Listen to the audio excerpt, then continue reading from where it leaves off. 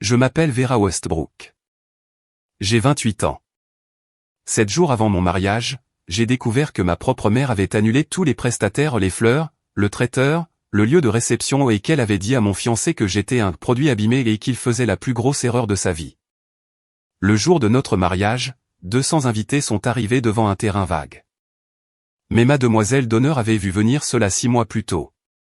Ce qu'elle a prévu, et ce que ma mère a découvert, a tout changé.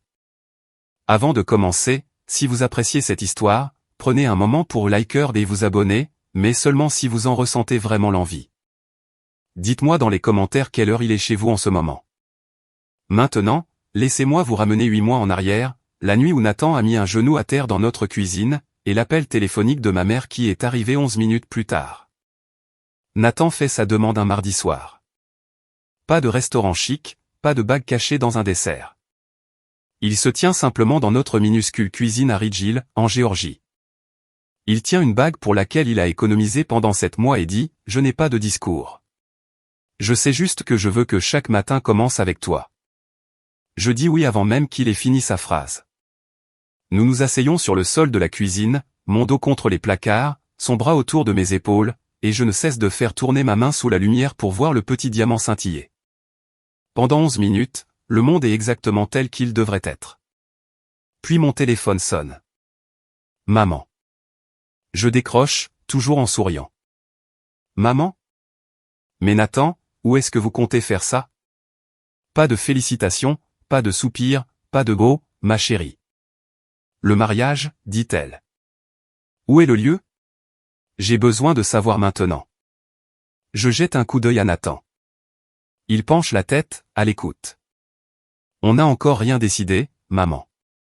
Il vient juste de. Eh bien, il faut commencer à décider. Ces choses-là se réservent 1 an à l'avance. Je vais m'occuper des appels. Je dois vous expliquer quelque chose. Toute ma vie, chaque décision que j'ai prise a dû passer par ma mère en premier. Quelle université? Quelle spécialité? Quel appartement? Quand mon père est mort, j'avais 19 ans. Elle m'a serré contre elle aux funérailles et a murmuré, « Nous sommes seuls maintenant. Tu es tout ce qu'il me reste. » Depuis ce jour, dire non à ma mère, c'était comme abandonner une veuve. Alors, quand je lui dis que nous voulons organiser le mariage nous-mêmes, elle se tait. 4 secondes. Je les compte. Très bien, dit-elle. Je comprends. Tu n'as plus besoin de moi. Ma poitrine se serre. La vieille culpabilité, celle qu'elle a installée comme un logiciel quand j'étais enfant, se réactive instantanément. Non, maman. Bien sûr que j'ai besoin de toi. Je veux que tu m'aides. J'entends son soupir de satisfaction. Nathan m'observe depuis l'autre côté de la cuisine. Il ne dit rien, mais sa mâchoire se contracte légèrement, comme il le fait quand il retient quelque chose. Je ne le savais pas encore, mais cet appel était le premier coup dans un jeu auquel ma mère attendait de jouer depuis longtemps. 3 mois après les fiançailles, ma mère a pris le contrôle de tout. Cela arrive progressivement, comme l'eau qui monte dans un sous-sol. Quand on s'en rend compte, elle est déjà à la hauteur des chevilles. D'abord, elle propose de passer quelques appels aux prestataires parce que je suis occupé à enseigner en classe de CE2. Puis, elle commence à se présenter aux dégustations sans me prévenir. Ensuite, elle remplace mes coordonnées sur le compte du fleuriste par son propre numéro. Je voulais des fleurs sauvages, des tournesols, de la lavande, de la gypsophile, quelque chose de libre, vivant et désordonné. Ma mère commande des roses blanches pour l'élégance. Elle dit, tu me remercieras plus tard. Je voulais du porc effiloché au barbecue et du pain de maïs. On ne peut pas servir de barbecue à un mariage, Vera. Les gens vont jaser. Je voulais que le plan de table place la famille de Nathan devant. Elle réorganise tout pour que ses amis occupent les 4 premiers rangs. Quand je refuse doucement, de la seule manière que je connaisse, elle pleure là, dans notre salon, en s'essuyant les yeux avec un mouchoir qu'elle avait déjà en main. J'essaie juste de rendre ça beau pour toi. Ton père aurait voulu que ce soit ainsi. Et je cède, à chaque fois. Nathan commence à passer de plus longues heures dans son atelier. Il ne se plaint pas, mais je le surprends parfois debout devant son établi, à ne rien construire, juste à fixer le mur. Un soir, Rachel, ma demoiselle d'honneur, ma meilleure amie depuis la 4e, vient pour la planification du premier dîner de répétition. Elle observe ma mère réorganiser les centres de table que j'avais choisis, en remplaçant tout. Rachel ne dit rien à Diane, mais plus tard, sur le pas de la porte, elle m'attrape le bras. J'ai besoin que tu me fasses confiance sur quelque chose. Ne pose pas de questions pour l'instant. Je ris nerveusement. Qu'est-ce que tu veux dire? Elle serre simplement ma main et s'en va. Je n'avais pas compris. Pas à ce moment-là. 2 mois avant le mariage, ma mère invite Nathan à déjeuner. Juste tous les deux. Elle dit que c'est pour parler des affaires de famille. Je pense que c'est un bon signe. Mais Nathan rentre l'après-midi même et s'assoit en face de moi à la table de la cuisine. Il croise les mains. Il pèse ses mots, comme toujours. Mais je peux voir la tension dans ses épaules. Ta mère m'a dit que tu avais fait une dépression à l'université.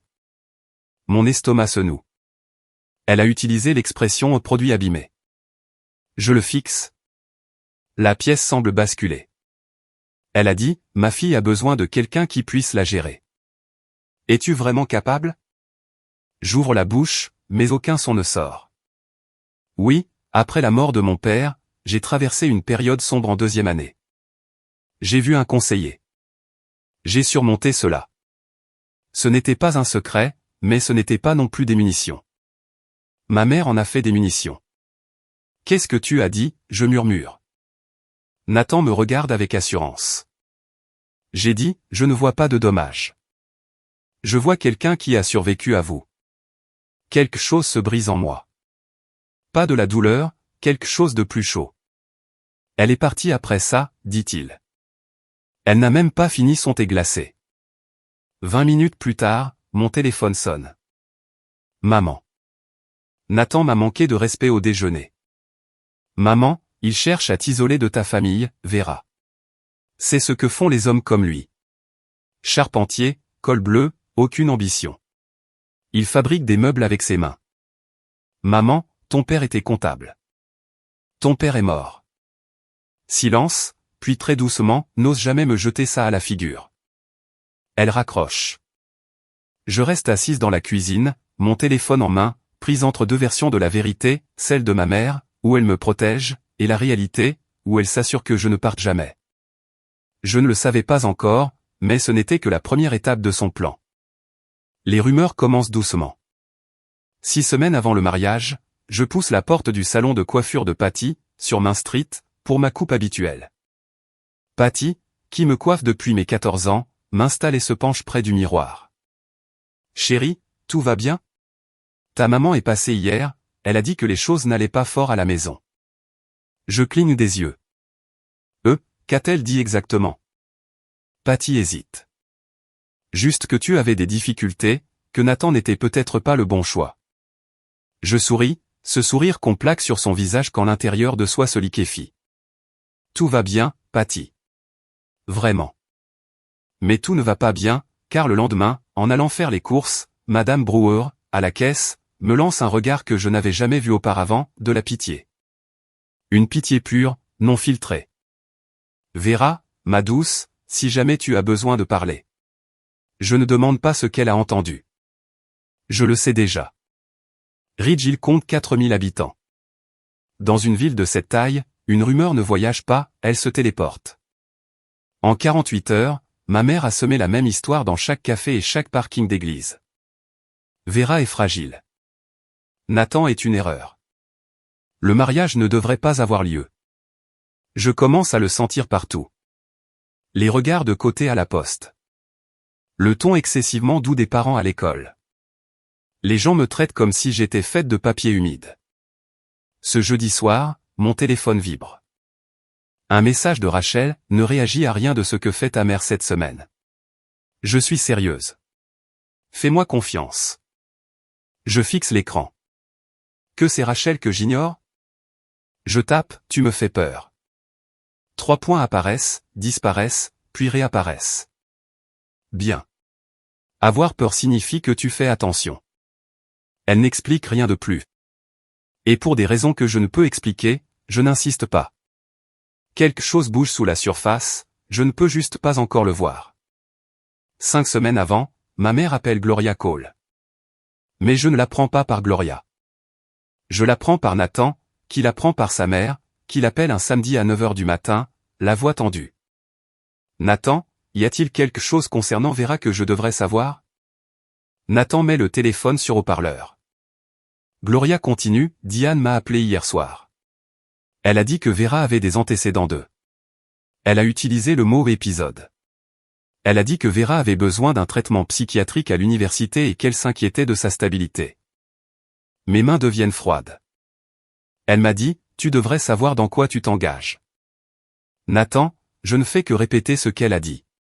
Elle a qualifié Vera d'émotionnellement instable. Je regarde le visage de Nathan. Son expression ne change pas, mais un muscle près de sa tempe se contracte. Maman, dit-il, Vera a consulté un conseiller après la mort de son père. C'est tout. Diane déforme la réalité. Gloria fait une pause. Je te crois, mon chéri. Mais elle était très convaincante. Elle a pleuré. Bien sûr qu'elle a pleuré. Après que Nathan ait raccroché, il se tourne vers moi. Pour la première fois, je vois quelque chose dans ses yeux qui n'est pas de la patience. C'est de la clarté. Ta mère n'essaie pas de te protéger, Vera. Elle essaie de te posséder. Je sais qu'il a raison. Je le sais peut-être depuis des années, mais l'entendre à voix haute, dans notre cuisine, un samedi matin avec le soleil sur le sol, cela sonne différemment. Cela sonne vrai. Ne te bats pas avec maman à ce sujet, lui dis-je. C'est exactement ce qu'elle veut. Il hoche la tête, mais sa mâchoire reste serrée. Ce soir-là, allongé dans le lit, je réalise quelque chose, ma mère n'essaie pas seulement d'arrêter un mariage. Elle essaie de démanteler toutes mes relations, un appel téléphonique après l'autre. Et elle est en train de manquer de personnes à appeler. Voici ce que personne ne vous dit sur les mariages, l'argent disparaît avant même la première danse. Nathan et moi avons épargné pendant 3 ans, 18 000 € provenant de nos salaires d'enseignants et de missions de charpenterie. Nous avons sauté les vacances, choisi une voiture d'occasion au lieu d'une neuve. Chaque euro était marqué, fleuriste 2200 €, traiteur 4800 €, dépôt de salle 3500 €, digi, photographe, location, gâteau le reste part vite. La plupart de ces prestataires ont une politique d'annulation à 30 jours. Nous sommes à présent à l'intérieur de cette fenêtre. Si le mariage n'a pas lieu, nous perdons presque tout. Je suis assise à la table de la cuisine avec notre feuille de calcul budgétaire sur mon ordinateur portable. Nathan est en face de moi, ponçant un pied de chaise à la main parce que le bruit de la ponceuse dérange le chien du voisin. Si on devait tout arrêter maintenant, dis-je, combien perdons-nous? Il ne lève pas les yeux. La majeure partie. On ne peut pas se permettre de perdre la majeure partie. Je sais. 18 000 €. 3 ans à préparer des paniers repas au lieu d'en acheter. 3 ans où Nathan a travaillé les week-ends. Cet argent devait être notre départ, un apport pour une maison, un filet de sécurité, un futur. Et en ce moment, il est bloqué dans des contrats contrôlés par une femme qui pense que mon bonheur est une menace pour le sien. Je ferme l'ordinateur. Je presse mes paumes contre mes yeux. Si je ne fais rien, dis-je plus pour moi-même que pour Nathan, je perds l'argent. Je perds la face devant 200 personnes. Je perds la confiance de ta mère. J'abaisse mes mains. Et je me perds moi-même. Nathan pose le papier de verre. Tu ne me perdras pas. Je sais. Alors, on va trouver une solution. Je hoche la tête. Mais assise dans le calme de notre cuisine, je pense que c'est le fond du gouffre. C'est le pire que ça puisse être. J'avais tort. 7 jours avant le mariage, un lundi.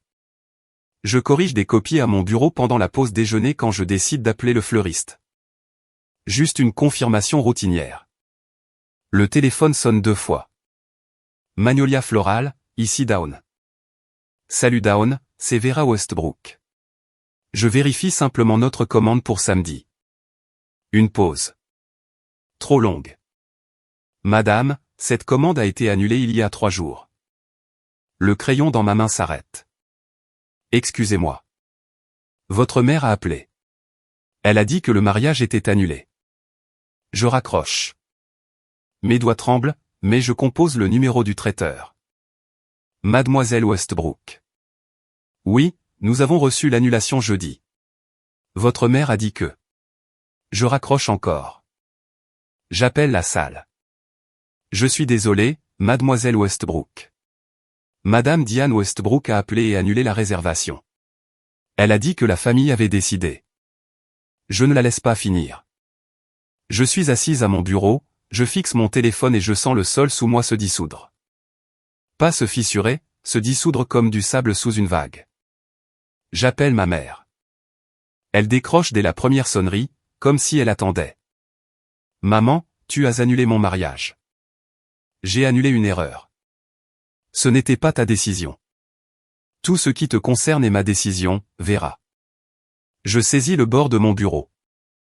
Je t'ai élevé, dit-elle, sa voix plate et égale. Je t'ai nourri. J'ai enterré ton père seul. Ce mariage, Vera, c'est à moi de le donner ou de le reprendre. Quelque chose se déplace en moi. Pas de la colère, pas encore. Quelque chose de plus froid. Quelque chose qui dormait depuis 28 ans et qui vient d'ouvrir les yeux. Non, dis-je, ce n'est pas le cas. Je raccroche. Mes mains tremblent toujours, mais ma voix. Ma voix était assurée. Cela me surprend plus que tout ce que ma mère vient de dire. La pièce est très calme. 22 élèves de CE2 sont à la récréation, et je suis assise seule avec les débris. Je ne me souviens pas avoir conduit jusqu'à la maison. Je me souviens du sol de la cuisine, du froid du carrelage à travers ma robe, de la façon dont la lumière de l'après-midi formait un rectangle sur le mur qui bougeait si lentement que le temps semblait s'être épaissi. Je ne pleure pas. C'est la partie étrange. Je suis juste assise là, mon dos contre le lave-vaisselle, mon sac toujours sur mon épaule, à fixer le vide. Nathan me trouve comme ça quand il rentre de l'atelier, de la sueur sur les bras. Il me regarde, ne demande pas ce qui s'est passé, et s'assoit simplement à côté de moi sur le sol, assez près pour que nos épaules se touchent. 10 minutes passent, peut-être 15. Le réfrigérateur bourdonne. Elle a tout annulé, dis-je enfin. Tous les prestataires. Ils ne tressaillent pas. Quand? Il y a 3 jours. Dans mon dos. Sa main trouve la mienne. Sa paume est rugueuse et chaude. Elle m'a dit ce matin que c'était à elle de le donner ou de le reprendre, dis-je. Notre mariage. Elle a dit qu'il lui appartenait. Nathan est silencieux pendant un moment. Oui. Alors on va trouver une solution. 7 jours, Nathan. Pas de fleuriste, pas de traiteur, pas de salle, pas d'argent pour remplacer. Je sais. Ma mère veut que j'échoue. La phrase flotte dans la pièce comme un être vivant. C'est la première fois que je l'ai dite à voix haute. Nathan sort son téléphone. J'appelle Rachel. Il compose le numéro. Rachel décroche. Nathan lui donne la version courte, prestataires annulés, Diane responsable, 7 jours. Rachel écoute. Je peux entendre le silence à l'autre bout, pas le silence du choc. Le silence d'un appel. Ne téléphonez à aucun prestataire, dit Rachel. N'appelez pas votre mère. J'ai besoin de 48 heures. La même nuit, après que je sois tombé dans quelque chose qui n'est pas tout à fait du sommeil sur le canapé, le téléphone de Nathan sonne. Il est dans la cuisine. Je l'entends répondre, entendre sa voix baisser. Je ne bouge pas. Plus tard, beaucoup plus tard, il me raconte ce qui s'est passé, ma mère l'avait appelé à 22h47. Elle a fait une dépression à l'université.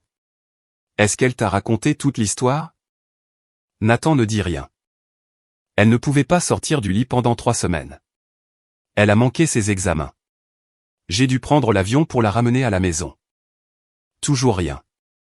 Elle ne peut pas gérer le stress, Nathan. Elle va s'effondrer. C'est toi qui devras ramasser les morceaux. Il la laisse parler. Par maintenant, dit-elle. Sauve-toi.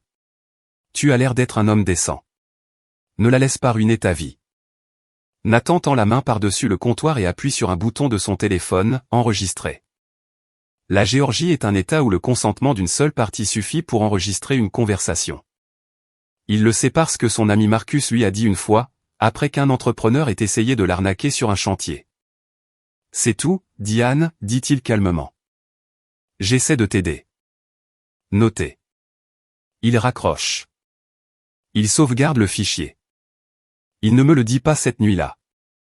Il voit que je tiens à peine debout et qu'un coup de plus pourrait briser la fondation. Le lendemain matin, il conduit jusqu'à l'appartement de Rachel avant d'aller au travail. Il lui tend son téléphone, l'enregistrement en attente. Rachel écoute. Son visage ne change pas. Quand ça se termine, elle regarde Nathan et dit « C'est exactement ce dont j'avais besoin ». Nathan demande « Qu'est-ce que tu prévois, Rachel ?» Elle tapote le téléphone contre sa paume, une assurance. Il attend. Celle que ta belle-mère ne peut pas annuler. Elle ne donne pas plus de détails.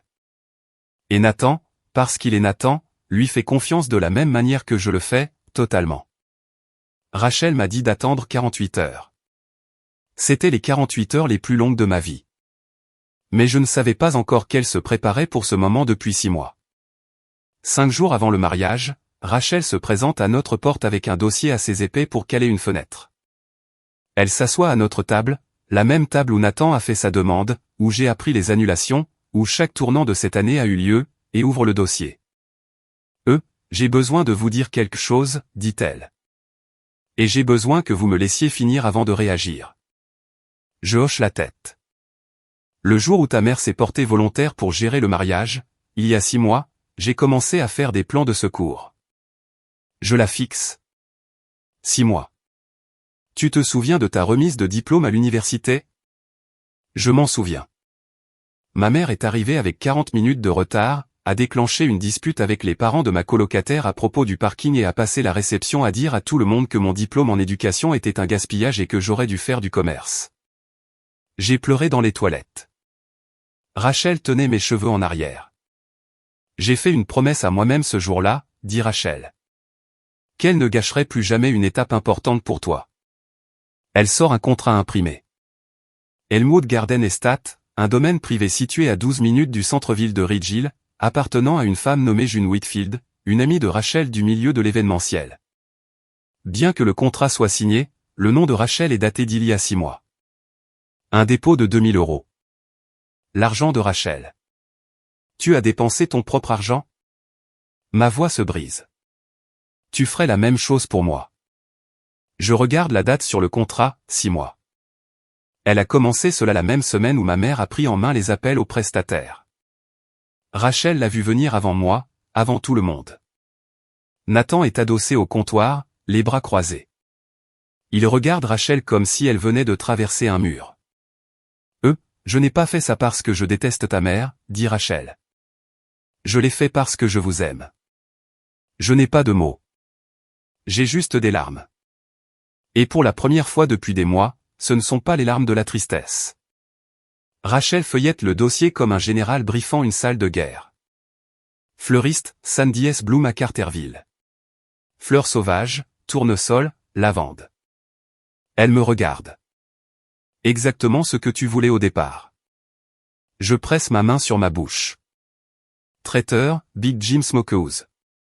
Porc effiloché, pain de maïs, poitrine de bœuf, thé sucré et bocaux maçon.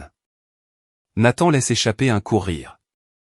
Le premier que j'entends depuis des semaines. Le DJ est mon ami Marcus, la photographe est ma collègue Lena. Elle fait des mariages à côté. Coût total des secours, 6 500 €. Je l'ai couvert. Tu me rembourseras quand tu pourras. Je secoue la tête. Rachel, ce n'est pas négociable. Elle passe à la suite. Liste des invités. J'ai récupéré la liste originale que tu m'as partagée quand tu t'es fiancé, avant que ta mère ne prenne le contrôle. 200 noms, numéros de téléphone, email. J'ai une base de données séparée pour chacun d'entre eux. Elle explique le plan, le matin du mariage, elle enverra un SMS groupé et passera des appels personnels aux 15 invités les plus importants, la famille de Nathan, mon oncle Tom, nos amis proches. Le message, lieu de réception surclassé, nouvelle adresse, arrivée à 15 heures. Elle présentera cela comme une surprise. Et ma mère, je demande. Rachel me regarde droit dans les yeux. Elle reçoit l'adresse originale. Seulement l'adresse originale. La pièce devient calme. J'ai aussi appelé quelqu'un d'autre, dit Rachel, sa voix prudente maintenant. Maggie Coulter, WRDG-TV. Pour l'intérêt local. Une demoiselle d'honneur sauve le mariage de sa meilleure amie, une histoire d'amour communautaire. Maggie ne connaît pas les détails sur ta mère. Elle sait juste que c'est un segment feel good. J'hésite. Une équipe de tournage semble être un pas que je ne peux pas reprendre. Rachel lit mon visage. Tu n'as pas à décider maintenant. Mais Vera, ta mère a mis ça sur Facebook. Elle l'a rendu public en premier. C'est juste la vérité qui rattrape le mensonge. Une partie de moi se sent coupable. L'autre partie, celle que ma mère faisait taire depuis 28 ans, ressent quelque chose que je n'avais pas ressenti depuis longtemps, du soulagement. Je ne dors pas cette nuit-là. Je suis allongé dans le lit, Nathan respirant lentement et régulièrement à mes côtés.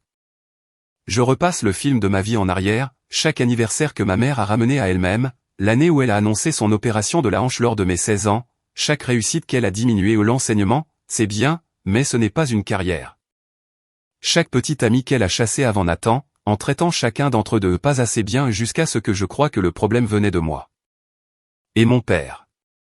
La dernière chose qu'il m'ait dite, 3 jours avant sa crise cardiaque, debout devant l'évier de la cuisine de la maison où j'ai grandi, ne laisse personne te rapetisser, Vera.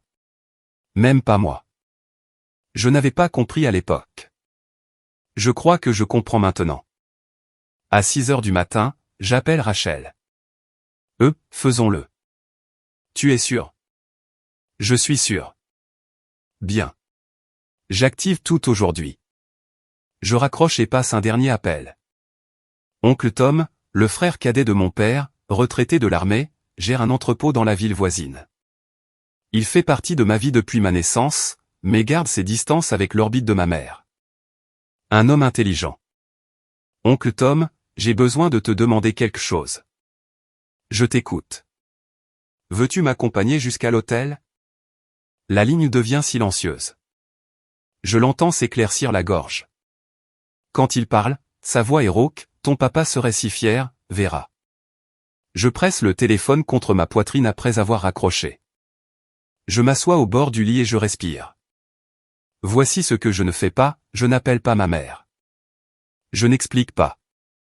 Je ne supplie pas. Je ne négocie pas. Pour la première fois en 28 ans, je choisis le silence. Pas le silence de la soumission, mais le silence de quelqu'un qui a enfin décidé. 4 jours avant le mariage, et ma mère pense toujours qu'elle a gagné. J'y ai beaucoup réfléchi depuis. Pourquoi ma mère a-t-elle fait ce qu'elle a fait? Était-ce de la haine? De la peur? Était-ce quelque chose de brisé en elle qui ne pouvait supporter de me voir entière? Je n'ai toujours pas de réponse parfaite, mais je suis curieuse. Si vous découvriez que votre propre mère avait annulé tout votre mariage, que feriez-vous? L'affronteriez-vous? Resteriez-vous silencieuse comme moi? Feriez-vous quelque chose de totalement différent? Dites-le moi dans les commentaires. J'aimerais vraiment savoir. Maintenant, retour 4 jours avant le mariage. 4 jours avant le mariage, un jeudi. Je suis dans le couloir devant ma salle de classe à l'école élémentaire de Ridge Hill, je remplis ma bouteille d'eau à la fontaine quand j'entends sa voix. Pas au téléphone cette fois, en personne, dans mon bâtiment. Je suis ici pour voir ma fille. Je lève les yeux. Ma mère est debout au bout du couloir, parlant à la bénévole de l'accueil assez fort pour que chaque porte de classe ouverte puisse entendre. Elle est instable. Je crains qu'elle n'ait un autre épisode. Madame Patterson, l'enseignante de CM1, s'avance dans son encadrement de porte. Monsieur Gaines, le concierge, se fige en plein balayage. 2 parents attendant une sortie tournent la tête pour regarder. Mon visage devient blanc. Je peux sentir le sang se drainer comme si quelqu'un avait tiré sur un bouchon. Je marche vers elle, pas assuré. Mes baskets grincent sur le linoléum. Maman, c'est mon lieu de travail. S'il te plaît, pars. Elle pivote pour me faire face et son expression change, blessée, vulnérable, menton tremblant. Je suis sa mère, elle a besoin d'aide. Je reste calme, mais ferme, madame, je vais devoir vous demander de sortir. Ma mère regarde autour d'elle dans le couloir, les visages qui fixent, les portes entr'ouvertes, et redresse les épaules. Tu verras, dit-elle en se dirigeant vers la sortie. Tout le monde verra. La porte se referme derrière elle. Le couloir se détend lentement. Alors que Monsieur Gain reprend son balayage, Madame Patterson me lance un petit haussement d'épaule impuissant. Puis une main touche mon coude. Madame Daniels, 62 ans, enseigne dans cette école depuis 30 ans, lunettes de lecture sur une chaîne perlée. Elle se penche près de moi. Chérie, ma mère était la même. Ne la laisse pas gagner.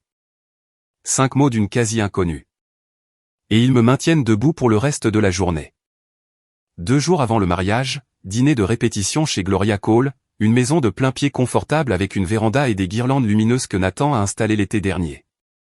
Environ 30 personnes, la famille de Nathan, quelques amis proches, Rachel, oncle Tom, poulet frit, salade de pommes de terre, la célèbre tarte à la patate douce de Gloria. L'ambiance est chaleureuse, nerveuse, pleine d'espoir. Ma mère n'était pas invitée. Elle vient quand même. J'entends sa portière à 19h15. Elle monte les marches de la véranda avec une bouteille de vin et un sourire qui n'atteint pas ses yeux. Gloria ouvre la porte, surprise. Diane, nous ne nous attendions pas. Je suis la mère de la mariée. Elle entre. Le salon devient silencieux. Le cousin de Nathan, Danny, pose sa fourchette. Oncle Tom se redresse sur sa chaise près de la fenêtre. Ma mère se sert un verre de vin, sa propre bouteille, et le lève. Je voudrais porter un toast. Personne ne l'arrête. C'est ainsi qu'elle opère. Elle compte sur la politesse. J'espère juste que Nathan sait dans quoi il s'embarque. Ce mariage durera moins longtemps que son attention. La pièce retient son souffle. Gloria se lève. Sa voix est de fer enrobé de velours. Diane, ça suffit. Ma mère prend une gorgée, pose le verre, regarde autour de la pièce les 30 visages qui la fixent. J'ai dit ce que j'avais à dire. Elle sort. La porte moustiquaire claque derrière elle. Silence. Puis la main de Nathan trouve la mienne sous la table. Il serre. Je serre en retour. Gloria traverse la pièce et se penche près de ma chaise. Ses yeux sont humides. Elle murmure, « Je suis désolé d'avoir jamais douté de toi. » Puis, plus doucement, « Tu es la bienvenue dans cette famille, Vera. » Toujours. Un jour avant le mariage, vendredi soir, je plie des serviettes chez Rachel. Elle a insisté pour que je passe la nuit chez elle afin que Diane ne puisse pas m'atteindre quand mon téléphone vibre. Une capture d'écran de ma collègue Jenny.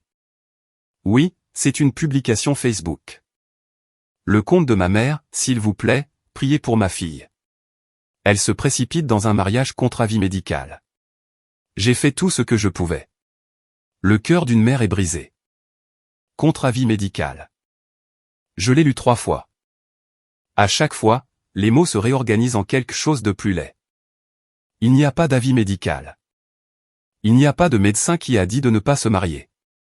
Ma mère a inventé une crise médicale et l'a publiée auprès de 800 personnes dans une ville où tout le monde connaît le deuxième prénom de tout le monde. Mes mains tremblent. Rachel regarde, lit la capture d'écran, et son expression ne change pas. Elle a dépassé le choc. Elle est en mode opérationnel. Je l'ai vue il y a 20 minutes, dit-elle. 800 personnes, Rachel, je sais.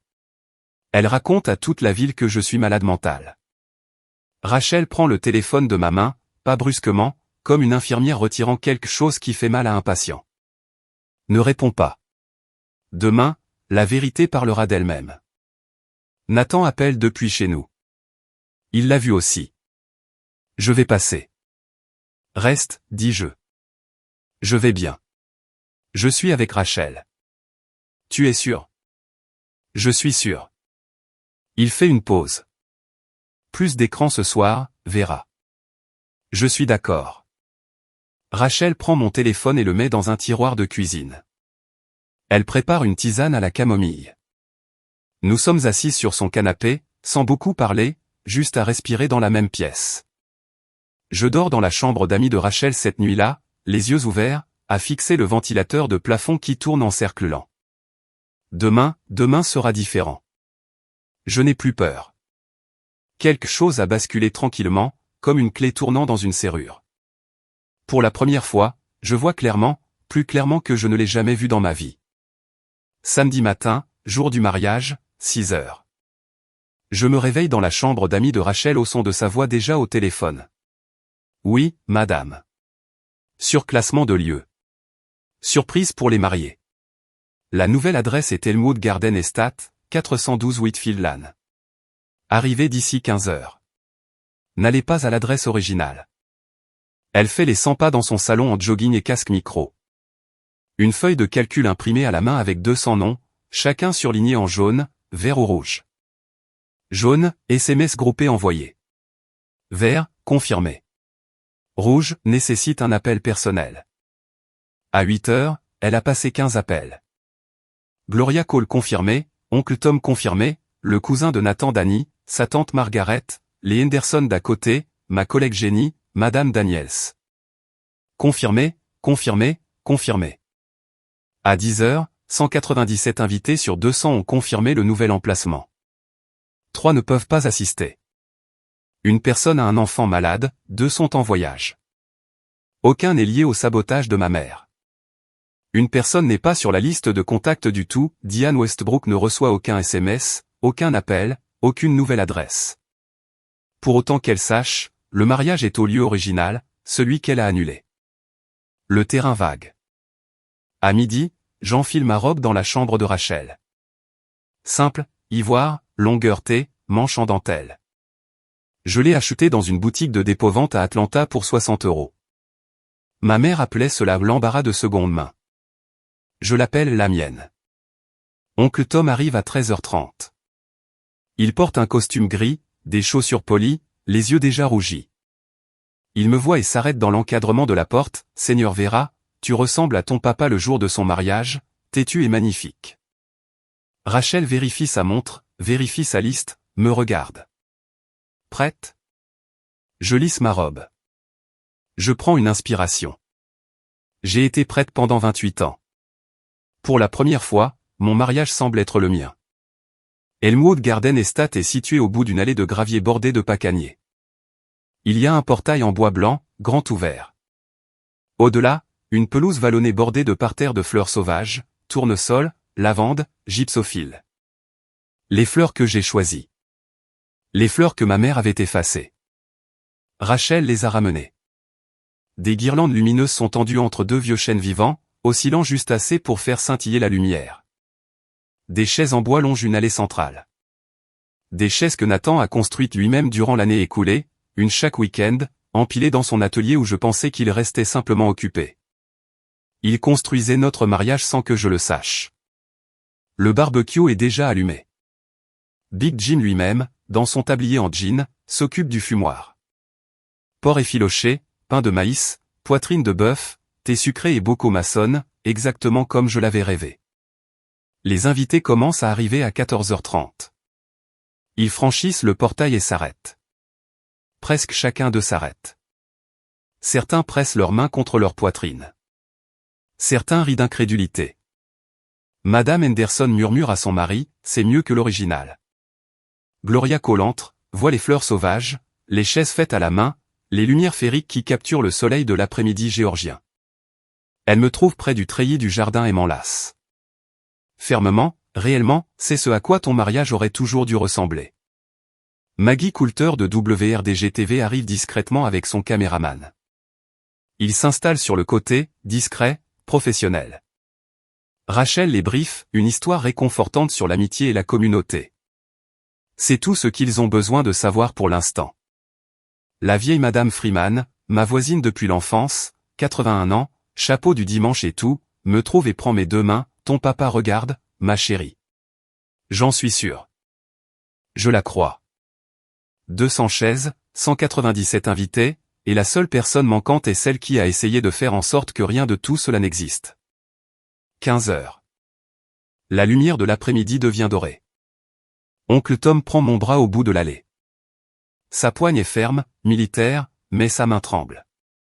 Pas lent, murmure-t-il, fais en sorte que ça compte. La musique commence. Pas une grande pièce orchestrale, juste une guitare, l'ami de Rachel, Caleb, assis sur un tabouret sous le chêne, joue une version enfin gerpicking de la chanson sur laquelle Nathan et moi avons dansé lors de notre premier rendez-vous dans son atelier, l'assure encore sur le sol. J'avance.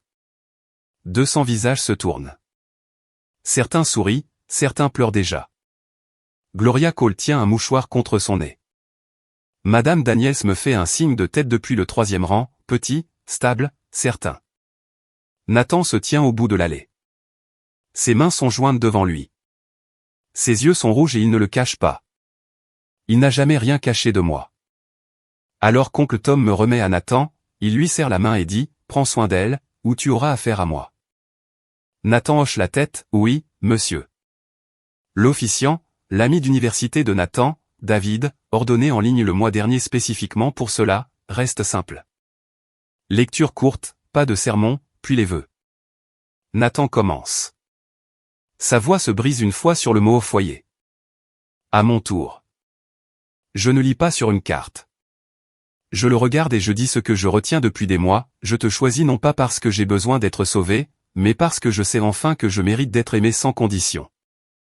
Le jardin devient calme, même les oiseaux, semble-t-il. Je n'ai pas besoin de permission pour être heureuse. De personne. Plus jamais. La main de Nathan trouve la mienne. L'officiant nous déclare mariés. Nous nous embrassons sous les chênes vivants et les lumières qui oscillent, et 197 personnes se lèvent. Le bruit de leurs applaudissements remplit le jardin comme une vague. Et quelque part, à 12 minutes de là, un terrain vague attend dans le silence. 15h15. À 12 minutes de là. J'ai appris les détails plus tard, reconstitués par oncle Tom, par le gardien, par les images de Maggie Coulter. Ma mère conduit jusqu'au lieu original à 15h15. Elle gare sa berline argentée, celle qu'elle garde toujours impeccable parce que les apparences comptent, et en sort dans une robe bleu marine avec des boucles d'oreilles en perles. Elle n'est pas habillée pour le deuil.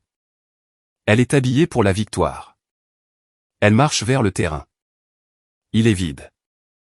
Pas de tente, pas de chaise, pas de fleurs, pas de traiteur. Le rêve de sa fille effacé. Dans son esprit, l'histoire se termine ici, avec Vera humiliée, rampant pour revenir, ayant à nouveau besoin de maman. Puis elle regarde autour d'elle, pas de voiture, pas d'invités qui arrivent, pas de parents confus qui déambulent, pas de pleurs au téléphone. Personne. Le sourire s'efface. Elle sort son téléphone et m'appelle. Ça sonne 5 fois et tombe sur la messagerie. Elle appelle Rachel, messagerie.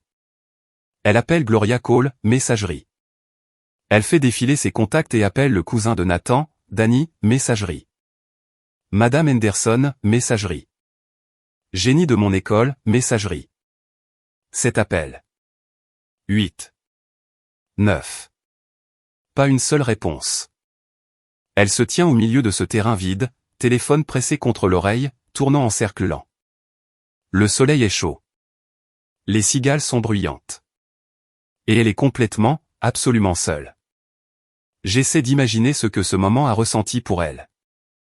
La seconde exacte où elle a compris. La seconde où le sourire est tombé et la réalisation a atterri comme une pierre dans une eau calme. Elle est venue pour me voir briser. Au lieu de cela, elle est restée debout dans un champ vide, appelant numéro après numéro, et personne n'a répondu. Quelqu'un répond finalement, une cousine éloignée de Nathan, Bev, 74 ans, malentendante, qui n'a probablement pas compris le mémo « Ne dites rien à Diane ». Elle décroche à la 6e sonnerie, « Oh, Diane, tu n'as pas eu le message ?» Le mariage est à Elmwood Garden maintenant. Un bel endroit sur Whitfield Lane. Ma mère raccroche sans dire au revoir. 25 minutes plus tard, elle a dû enfreindre toutes les limitations de vitesse de Ridge Hill. Sa berline argentée croque sur l'allée de gravier d'Elmwood Garden Estate. Elle voit le portail blanc, les lumières à travers les arbres.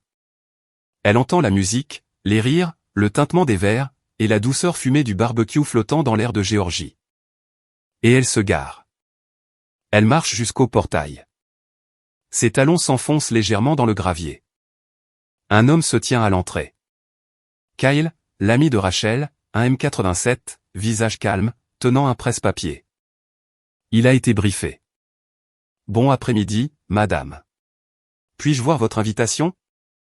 Ma mère se redresse, je suis la mère de la mariée.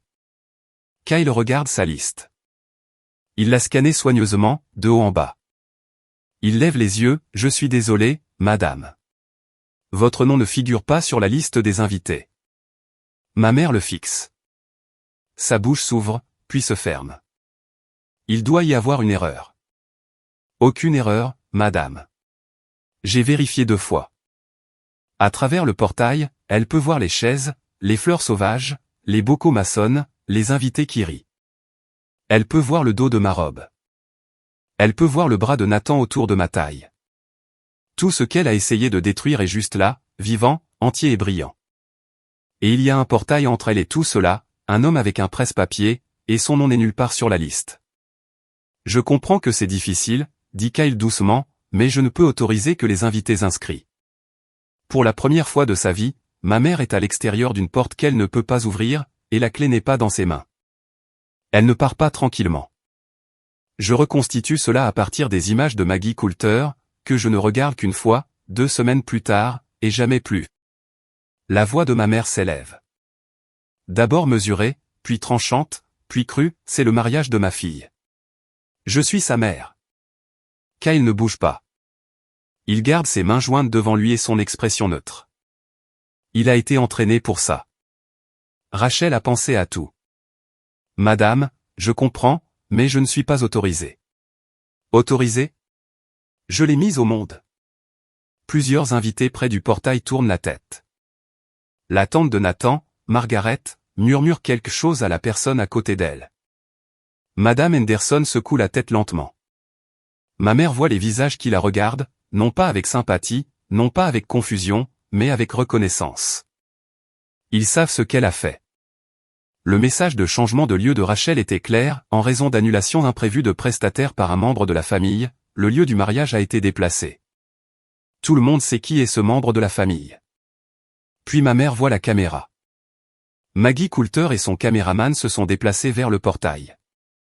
Pas agressivement, juste en faisant leur travail. Le voyant rouge est allumé. Ma mère se fige. Les larmes, celles qu'elle peut invoquer sur commande, s'arrêtent. Elle regarde l'objectif comme un cerf regarde les phares pendant un long moment. Alors elle reste là, le masque se fissurant, non pas la mère éplorée, non pas le parent protecteur, juste une femme en robe bleu marine qui a tout misé sur le contrôle et a perdu. Elle se retourne, marche vers sa voiture, ouvre la porte, monte, part. Elle ne regarde pas en arrière. À l'intérieur du jardin, je danse. Nathan me guide à travers un pas de 2 maladroits sur l'herbe tandis que Caleb joue de la guitare et que les guirlandes s'allument alors que le soleil se couche. Je ne sais pas que ma mère est venue. Je ne sais pas qu'elle est partie. Rachel se tient près de la table des desserts, observant le portail. Elle voit la berline argentée disparaître le long du chemin de gravier. Elle saisit son bocal de thé sucré, prend une gorgée et revient sur la piste de danse. Pas de triomphe, pas de jubilation, juste la paix. Elle est venue, me dit Rachel, des jours plus tard, elle est partie. Tu n'as rien manqué. Le reste de la soirée est le genre d'ordinaire après lequel je mourrais de faim. Des assiettes en carton chargées de porc effiloché, le thé sucré rempli 3 fois. Le neveu de Nathan, Tom Brady, 7 ans, chassant les lucioles dans la pelouse pendant que sa grand-mère lui crie de faire attention au parterre de fleurs. Nous coupons le gâteau. 2 étages, glaçage à la crème au beurre, un petit bouquet de fleurs sauvages sur le dessus. J'ai fait la figurine moi-même, 2 petites silhouettes en bois que Nathan a sculptées le mois dernier. Il pensait que je n'avais pas remarqué les copeaux de bois sur son établi. J'avais remarqué. Gloria se lève pour parler. Ce n'est pas une femme qui aime l'attention publique. Donc, quand elle s'éclaircit la gorge et que le jardin se tait, cela signifie quelque chose. Je ne suis pas une personne à discours, dit-elle. Mais je veux dire ceci, bienvenue dans la famille, Vera. Pour de vrai cette fois. Quelques personnes rient. Quelques personnes pleurent. Je fais les 2. Oncle Tom passe ensuite. Il tient son verre fermement, mais sa voix vacille, mon frère disait toujours que Vera trouverait son chemin. Il fait une pause, avale. Il avait raison. Les applaudissements sont doux, pas un rugissement, juste un son chaud et régulier comme la pluie sur un toit de véranda. Alors je m'assieds à la longue table en bois, celle que Nathan a construite pour un client l'année dernière, mais qu'il a décidé de garder. Et je regarde autour de moi, 200 personnes mangeant du barbecue dans un jardin plein de fleurs sauvages sous des lumières féeriques, dans une petite ville de Géorgie. Personne ne joue la comédie. Personne ne gère les apparences. Personne ne regarde pour voir si je vais craquer. Pour la première fois de ma vie, une célébration n'est pas tenue en otage. Rachel croise mon regard de l'autre côté de la table. Elle lève son bocal maçonne. Je lève le mien, mais nous ne disons rien. Nous n'en avons pas besoin. C'était la première célébration de ma vie qui ne m'ait pas été volée. Plus tard cette nuit-là, après que le dernier invité est parti et que les lumières clignotent encore doucement dans le jardin vide, Nathan et moi nous asseyons sur les marches de notre véranda. Mes chaussures sont retirées, sa cravate est desserrée, l'air de la nuit sent le jasmin et la fumée persistante. Il y a quelque chose que je dois te montrer, dit-il. Il sort son téléphone et ouvre un fichier audio, daté d'il y a 6 jours, 22h47. Je ne t'ai pas fait écouter ça avant parce que tu étais déjà en train de craquer. Il appuie sur lecture. La voix de ma mère remplit la véranda sombre, elle a fait une dépression à l'université. Est-ce qu'elle t'a raconté toute l'histoire? J'écoute. Elle ne peut pas gérer le stress. Elle va s'effondrer. Je continue d'écouter. Par maintenant. Sauve-toi. L'enregistrement se termine. Les cigales prennent le relais. Je reste assise avec ça. La voix de ma mère. Celle qui m'endormait. Celle qui me lisait des histoires. Celle qui me disait que j'étais trop fragile, trop brisé, trop abîmé pour que quelqu'un puisse m'aimer, suspendu dans l'air chaud de la nuit. Je ne suis pas abîmé, dis-je. Je ne l'ai jamais été. Nathan ne conteste pas. Il attend juste. Je veux envoyer ça à Maggie Coulter. Il me regarde. Tu es sûr? Ma mère l'a mis sur Facebook en premier. Elle a dit à 800 personnes que j'étais malade mental. Elle a dit à toute la ville que mon mariage était une erreur. Je croise mes mains. Je ne l'attaque pas. Oh, je laisse juste les gens entendre sa vraie voix. D'accord. Et les annulations, les emails, les messages où elle prétendait être moi? Rachel a tous ces éléments. Nathan hoche la tête. Ce n'est pas de la vengeance, dis-je autant pour moi que pour lui. C'est juste la vérité. Sans qu'elle puisse la modifier. Il passe son bras autour de moi. La lumière de la véranda vacille. Quelque part sur la route, un chien aboie 2 fois et s'arrête. Je ne fais pas ça pour lui faire du mal. Je fais ça pour qu'elle ne puisse jamais réécrire l'histoire. Le lendemain matin, dimanche, je m'assieds à la table de la cuisine avec une feuille blanche et un stylo. Pas un email, pas un SMS, une lettre manuscrite, parce que certaines choses doivent coûter de l'effort. J'écris 3 brouillons avant d'y arriver. Le premier est trop en colère. Le deuxième est trop gentil. Le troisième est honnête. Maman, je t'aime. J'ai besoin que tu saches cela en premier car le reste de cette lettre sera difficile à lire. Tu as annulé mon mariage. Tu as dit à mon fiancé que j'étais un produit abîmé. Tu as dit à la ville que j'étais malade mental. Tu as dit à sa mère que j'étais instable. Tu es venu sur mon lieu de travail et as insinué que j'avais une dépression devant mes collègues. Tu as publié sur Facebook que je me mariais contre avis médical. C'était un mensonge. Je ne te hais pas pour tout cela, mais je ne peux pas prétendre que ce n'est pas arrivé. Je pense que tu as peur. Je pense que tu as peur depuis que papa est mort. Peur d'être seul. Peur de perdre le contrôle. Et peur que si je construis ma propre vie, il n'y aura plus de place pour toi. Il y a de la place. Il y aura toujours de la place, mais pas comme ça. J'ai besoin de distance. Je ne sais pas pour combien de temps. Quand tu seras prête à parler, vraiment parler, sans culpabilité, sans larmes utilisées comme des armes, sans essayer de contrôler la conversation, je serai là. Mais la porte s'ouvre de mon côté maintenant. Pas du tien. Je t'aime, maman. Mais l'amour sans limite n'est pas de l'amour. C'est de la captivité. Vera. Je plie la lettre. Je la mets dans une enveloppe et j'écris Diane Westbrook sur le devant. Je conduis chez oncle Tom et la lui remets. Il la lit en se tenant sur le pas de sa porte.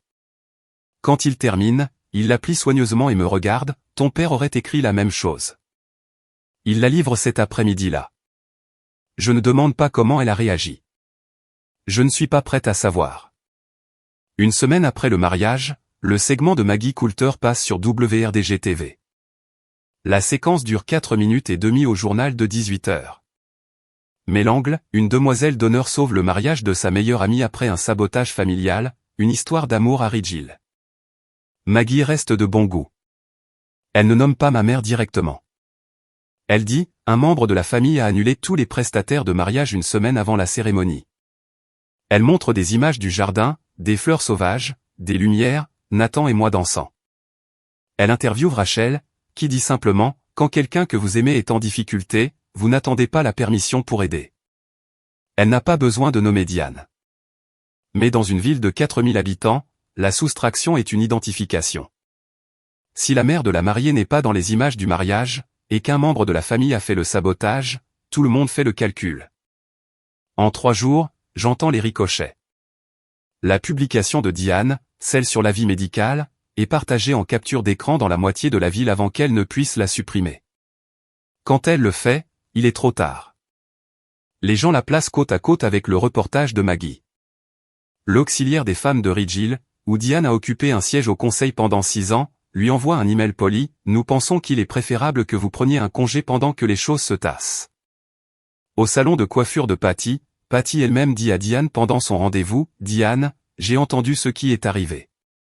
Je pense que tu devrais parler à quelqu'un, un professionnel. Les voisins cessent de faire signe depuis leurs allées. Les invitations au repas partagé du dimanche cessent d'arriver. Les appels téléphoniques se raréfient. Je suppose que la monnaie de ma mère à Ridge-Hill a toujours été la réputation, la veuve dévouée, la mère sacrificielle, la femme qui tenait tout ensemble. Cette monnaie est désormais sans valeur. Une femme sur le groupe Facebook de la ville écrit, ce que tout le monde pense, j'ai toujours pensé que Diane était une mère dévouée. Il s'avère que dévouée et contrôlant se ressemblent de l'extérieur. J'entends parler de la suite par oncle Tom, qui prend des nouvelles de ma mère parce que, malgré tout, elle reste la femme de son défunt frère. Et Tom est le genre d'homme qui n'abandonne pas les gens même quand ils l'ont mérité. Diane l'appelle un mercredi soir, 2 semaines après le mariage. Elle pleure, ils ont monté ma fille contre moi. Tom ne prend pas de gants, personne n'a monté qui que ce soit, Diane. Tu l'as poussé. C'est mon enfant. J'ai un droit. Tu as un droit de l'aimer. Tu n'as pas un droit de la posséder.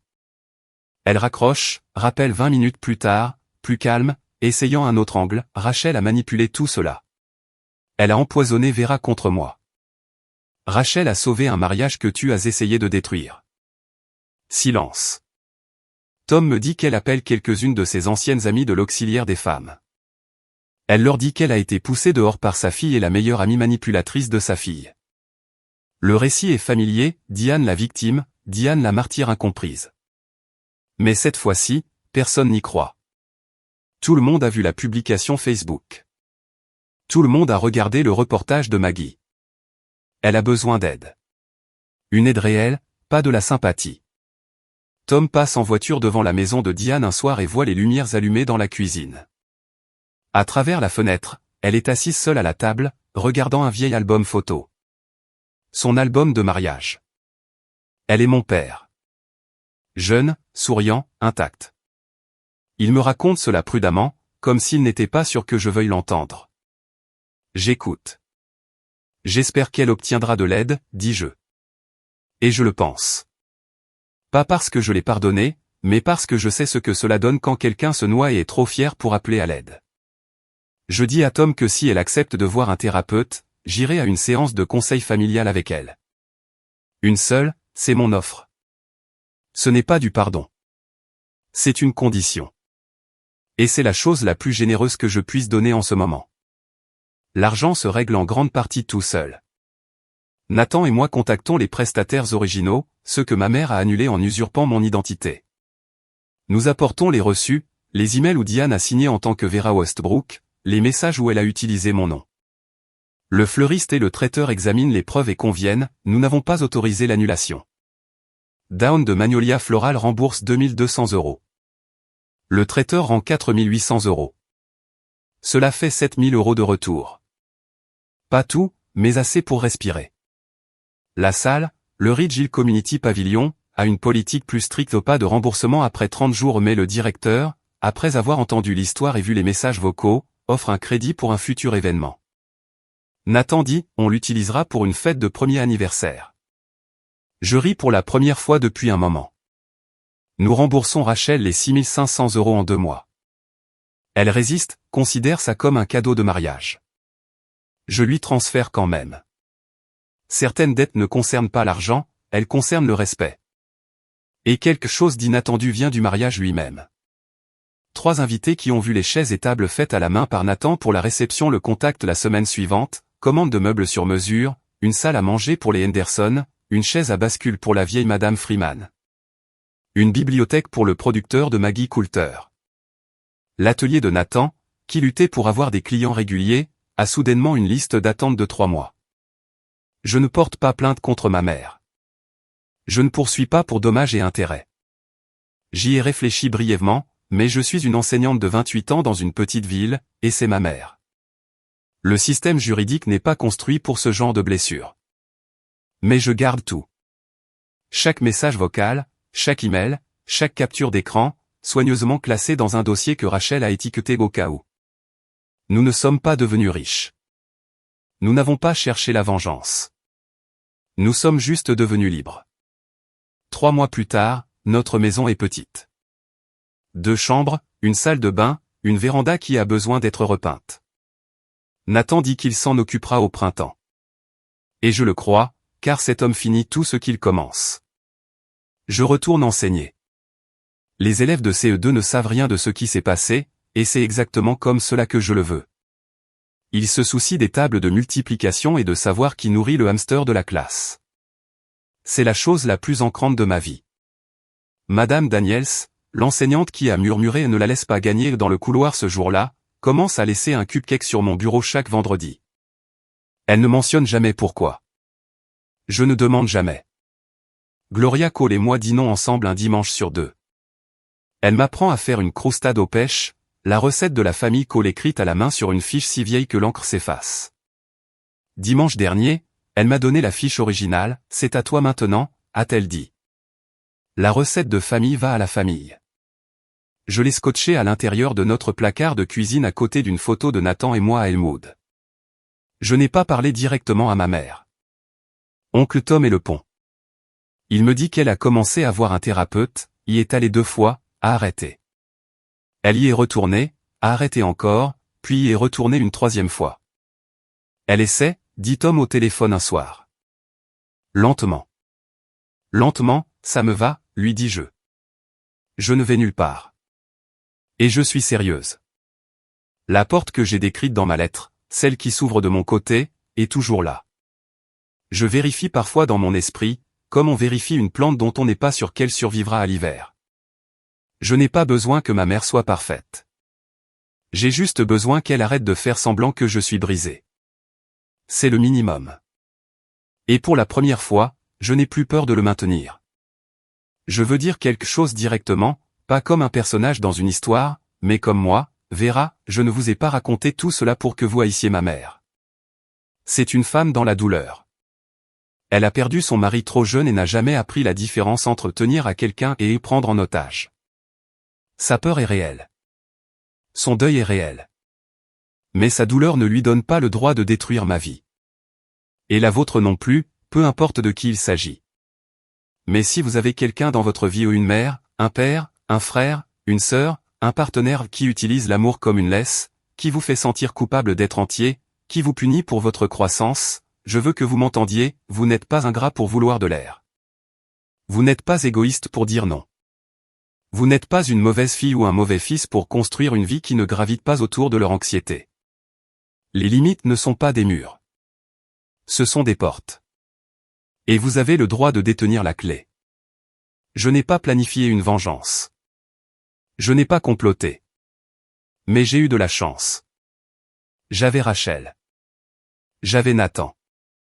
J'avais oncle Tom et Gloria et Madame Daniels et 200 personnes qui se sont présentées dans un jardin de secours un samedi en Géorgie parce que quelqu'un leur avait envoyé un SMS disant « Fais-moi confiance ». Si vous n'avez pas de Rachel, si personne n'est dans votre camp en ce moment, alors soyez votre propre Rachel. Faites un plan, pas un plan de vengeance, un plan pour votre avenir. Un plan qui protège la version de vous-même que votre mère, votre père ou quiconque essaie d'effacer. Vous méritez d'exister sans permission. Je le sais parce que j'ai passé 28 ans à attendre la permission. Et le jour où j'ai arrêté de demander a été le jour où ma vie a réellement commencé. Je me suis demandé tant de fois depuis si Rachel n'avait pas fait ce plan de secours, ce qui se serait passé. Aurais-je été assez forte pour rester debout seule? Honnêtement, je ne suis pas sûr. Alors, je veux vous demander, avez-vous une Rachel dans votre vie? Quelqu'un qui vous protège avant même que vous sachiez que vous avez besoin d'être protégé? Ou êtes-vous la Rachel de quelqu'un? Celle qui maintient le plan de secours pendant qu'il s'effondre? Dites-le moi dans les commentaires. J'adorerais vraiment entendre votre histoire. Maintenant, laissez-moi vous dire comment cela se termine. 6 mois après le mariage, je rentre de l'école un mardi après-midi. Il y a un courrier sur la véranda, pas dans la boîte aux lettres. Sur la véranda, livré en main propre. Une enveloppe couleur crème sans adresse de retour, mon nom écrit dans une écriture que je reconnaîtrais dans le noir. En l'ouvrant, debout dans l'encadrement de la porte, pas de lettre à l'intérieur, pas de mots, juste une unique fleur sauvage pressée. Une rude béquille hérissée, aplatie et séchée entre 2 feuilles de papier ciré. Je la tiens longtemps. Une fleur sauvage. La fleur que j'avais choisie pour mon mariage. La fleur que ma mère avait remplacée par des roses blanches. La fleur que Rachel a ramenée. Je ne sais pas si c'est une excuse. Je ne sais pas si c'est un adieu. Je ne sais pas si elle l'a pressée de son propre jardin, ou si elle l'a achetée quelque part, ou si elle l'a cueillie dans le fossé au bord de la route 12 où les rudbeckies poussent sauvagement chaque été. Je ne l'appelle pas. Je ne suis pas prête. Peut-être qu'elle n'est pas prête non plus. J'emporte la fleur à l'intérieur et la place sur l'étagère, appuyée contre notre photo de mariage. Nathan et moi sous les chênes vivants, les lumières en arrière-plan, des fleurs sauvages partout. Ma mère n'a rien dit. Et peut-être que c'est la chose la plus gentille qu'elle ait faite depuis des années. Nathan entre de l'atelier, l'assure sur les bras.